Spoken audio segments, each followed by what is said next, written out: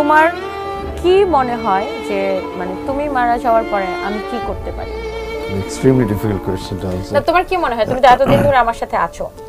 না তুমি যেটা বললো আমি বিশ্বাস করি তুমি এভাবে থাকবা, বাচ্চাদের বড় করবো, তোমার বিয়ে করবো, আমার কবরে গিয়ে গালাগালি করবো।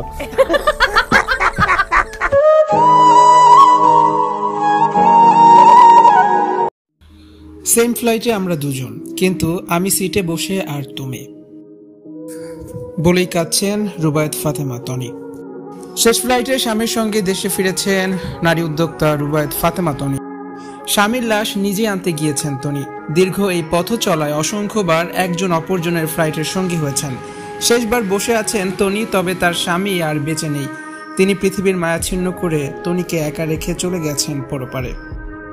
তাই তো তনি সোশ্যাল হ্যান্ডেলে লিখেছেন, শেষ ফ্লাইটে তুমি আর আমি বসে আছি আর তুমি। স্বামী সাদাত হোসাইনের মৃত্যুর খবর পেয়ে কিছুক্ষণ অচেতন হয়ে পড়েন তনি। তাকে সান্ত্বনা দেওয়ার ভাষা কারো কাছে নেই। শেষ সময়টা স্বামীর পাশে থাকতে পারেননি বলে নিজেকে ক্ষমা করতে পারছেন না তনি। স্বামী সাদাত সুস্থ হয়ে তার সাথে দেশে ফিরবে এই আশা নিয়ে দিনের পর দিন, মাসের পর মাস অপেক্ষা করেছেন তনি। বয়স্ক স্বামীর জন্য তনি কি করেননি?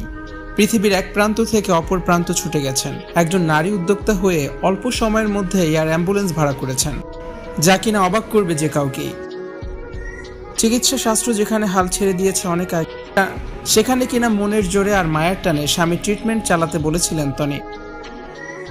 মাত্র 8 বছরের সংসার, এই অল্প সময়ে তনিকে শত সহস্র স্মৃতি রেখে গেছেন তার স্বামী সাদাত হোসাইন।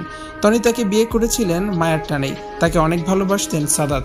সে ভালোবাসার টানেই তার সঙ্গে ঘর বাঁধেন পুরো সমাজের বিপরীতে গিয়ে। স্বামীর মরদেহ নিয়ে দেশে পৌঁছেছেন তনি। বাদ আসর তার নামাজে জানাজা অনুষ্ঠিত হবে। তনির জন্য আজ সবাই চোখের জল ফেলছে। যারা তাকে নিয়ে ট্রোল করতো এখন তারাও তার শুভাকাঙ্ক্ষী হয়ে গেছে।